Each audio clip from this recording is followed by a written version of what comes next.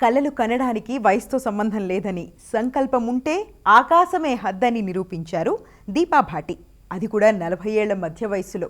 నోయిడాలోని ఒక చిన్న గ్రామానికి చెందిన దీపా భాటి జీవితం సాఫీగా సాగలేదు. మొదట ఆమె ఒక స్కూల్ టీచర్గా పనిచేసేవారు. కానీ గొంతు సమస్య తలెత్తడంతో ఆ ఉద్యోగాన్ని వదులుకోవాల్సి వచ్చింది. ఒక దశలో తన కెరీర్ ముగిసిపోయిందని భావించిన ఐఏఎస్ అధికారి అయిన ఆమె తమ్ముడు ఇచ్చిన ప్రోత్సాహంతో సివిల్ సర్వీసెస్ వైపు అడుగులు వేశారు. ఈ వయసులో చదువు అవసరమా, పిల్లలను చూసుకునే వయసులో పరీక్షలేమిటి అంటూ సమాజం నుంచి ఎన్నో విమర్శలు ఎదురయ్యాయి. కానీ దీపా భాటి వాటన్నిటినీ తన లక్ష్యానికి ఇంధనంగా మార్చుకున్నారు. ఖరీదైన కోచింగ్ సెంటర్లకు వెళ్లకుండా ఇంటినే పాఠశాలగా మార్చుకున్నారు.